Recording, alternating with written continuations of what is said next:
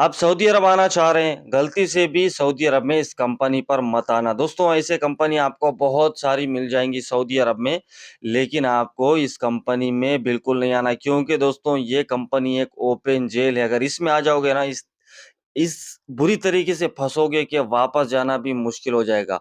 आखिर वो कंपनी है दोस्तों मैं आपको इस वीडियो में पूरा बताऊँगा।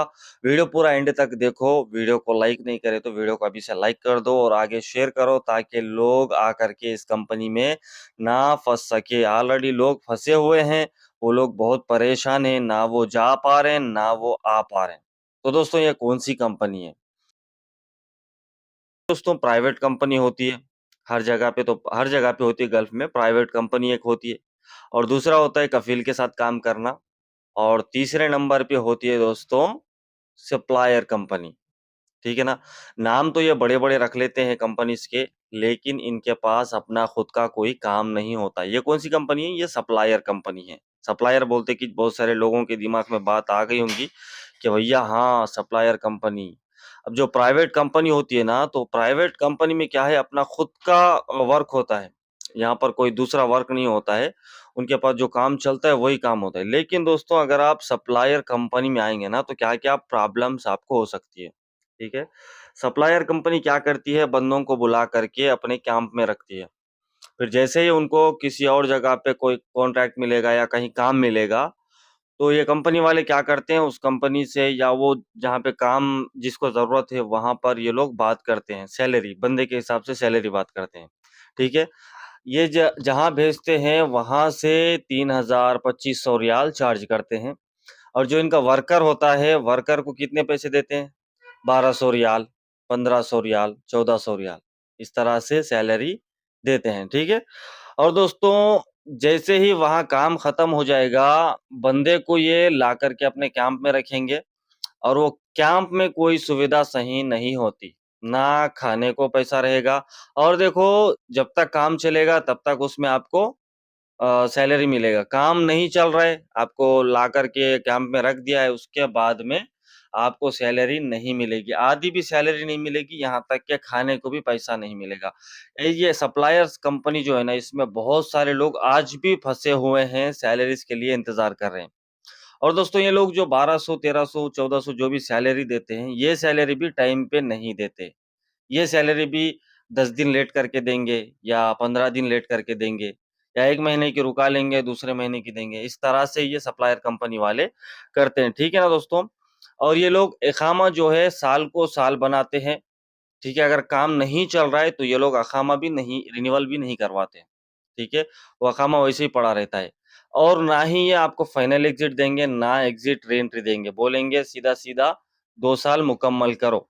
हालाँकि आप 2 साल भी मुकम्मल कर लेते हैं, तब भी जाकर के आपको ये फाइनल एग्ज़िट भी नहीं देंगे, ना ही छुट्टी देंगे।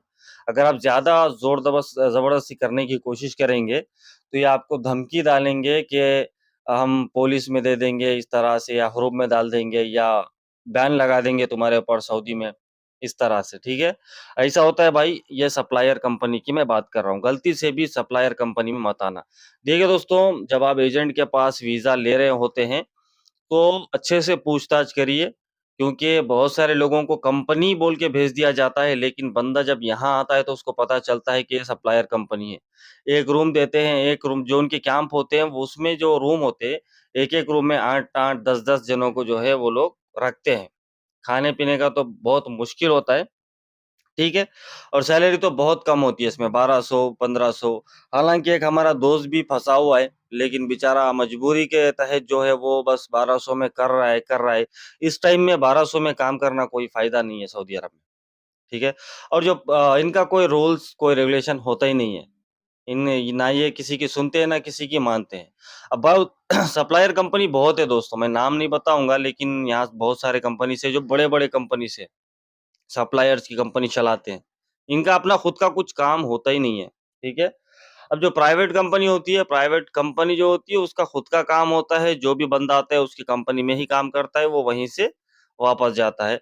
और जो प्राइवेट कंपनी होती है उसमें आपको एंड में बेनिफिट भी मिलेगा, ओवरटाइम भी मिलेगा, ठीक है? जो प्राइवेट कंपनी होती है उसमें बहुत सारे फ़ायदे, आपको इंश्योरेंस कार्ड भी बनेगा, ठीक है? बहुत कुछ उसमें होता है।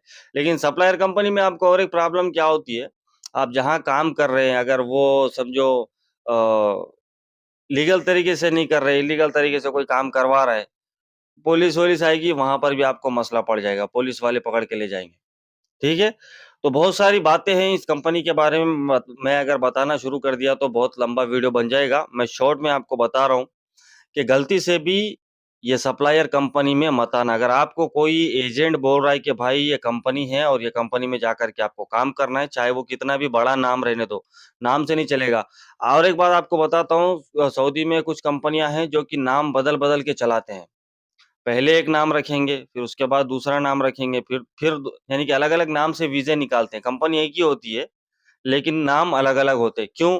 क्योंकि जो सप्लायर कंपनी में जो बंदा आता है, अगर वहाँ से वो फाइनल एग्ज़िट चला गया, तो समझो वो जेल से निकल गया, वो वापस उस कंपनी में नहीं आएगा।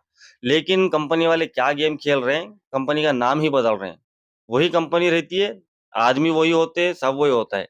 कंपनी सप्लायर की होती है, सिर्फ़ नाम बदल कर के चलाते हैं। अगर आपका काम सप्लायर कंपनी वाला आपको कहीं भेज रहा है, वहाँ काम नहीं चल रहा है, तो वो सैलरी नहीं देगा, तो सप्लायर कंपनी वाला भी आपको सैलरी नहीं देगा, ठीक है?